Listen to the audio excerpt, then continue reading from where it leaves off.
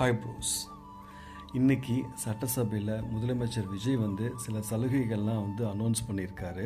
அதை நம்ம கேட்கும்போது பார்த்திங்கன்னா நம்மளுக்கு ரொம்ப மனசுக்கு மகிழ்ச்சியாக இருக்குது, நிஜமாகவே பெருமையாகவும் இருக்குங்க. இந்த ஷார்ட் பீரியடில் இந்த மாதிரி ஒரு ஸ்ட்ராங் டிசிஷன், அதாவது ஒரு சேலஞ்சிங்கான ஒரு டிசிஷன் எடுக்கிறது எல்லாராலையும் பண்ண முடியாதுங்க. அதில் ஃபஸ்ட்டு பால் கொள்முதல் விலையை இன்க்ரீஸ் பண்ணியிருந்தது. இவ்வளோ வருஷமாக கடந்த ஆட்சி காலத்தில் யாருமே அதை முன் வரலை அது பண்ணுறதுக்கு. பால் உற்பத்தி பண்ணுறவங்களும் பார்த்திங்கன்னா உங்களுக்கு வருமானம் வரணுமே அப்படின்னு சொல்லிட்டு அவங்க சப்ளை பண்ணிட்டு இருந்திருக்காங்க. இப்போது அது இன்க்ரீஸ் பண்ணி கொடுத்ததுனால எவ்வளோ பெரிய இம்பேக்ட் அவங்களுக்கு இருக்குன்னு பார்த்திங்கன்னா அதை நம்ம சொல்லவே முடியாதுங்க. அவங்களும் அவ்வளோ மகிழ்ச்சியாக இருப்பாங்கன்னு நினைக்கிறேன். கண்டிப்பாக மகிழ்ச்சியாக இருப்பாங்க.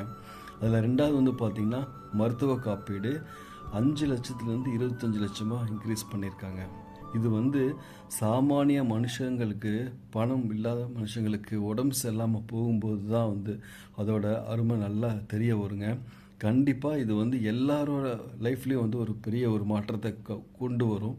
இந்த மருத்துவ காப்பீடு பார்த்திங்கன்னா நம்மளுக்கு இப்போ இருக்கிற காலகட்டத்தில் என்ன வியாதி வரப்போகுது, எப்போ வரப்போகுது அப்படிங்கிறது யாருக்குமே தெரியாது.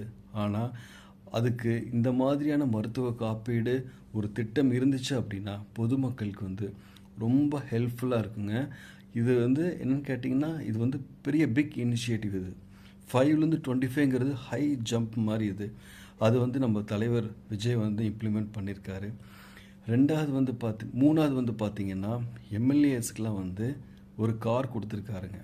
இதில் தப்பே கிடையாது. ஏன்னு கேட்டிங்கன்னா முக்கால்வாசி ஆளுங்கட்சி எம்எல்ஏ எல்லாருமே புதுசாக இந்த அரசியல் ஃபீல்டுக்கு வந்தவங்க, பொதுமக்கள் சேவைக்காக புதுசாக வந்தவங்க. இதுதான் ஃபஸ்ட்டு டைமாக அவங்க மக்களை ஃபேஸ் பண்ண போகிறாங்க. அவங்களுக்கு போதிய வசதிகள் கிடையாது. அப்படி இருக்கும்போது அவங்களுக்கு ஒரு வாகனம் இல்லாமல் அவங்க பொதுமக்களுக்கு ரீச் பண்ண ரொம்ப ரொம்ப கஷ்டம். அதே மாதிரி எந்த ஒரு அஃபிஷியல் மீட்டிங்ஸாக இருந்தாலும், எங்கே போகிறதா இருந்தாலும் வரந்தாலும் அவங்களுக்கு ஒரு வெஹிக்கிள், கார் கண்டிப்பாக வேணுங்க. அதனால் அந்த கோரிக்கையை அவர் நிறைவேற்றுறதுக்கு பார்த்திங்கன்னா அவங்க எல்லாத்தோட மத்தியிலையும் ரொம்ப ரொம்ப ஹாப்பியாக அவங்க ஃபீல் பண்ணுறாங்க. ஆனால் ஆளுங்கட்சிக்கு தான் பார்த்திங்கன்னா அவங்களுக்கு பாராட்டுறதுக்கு மனசு வரல.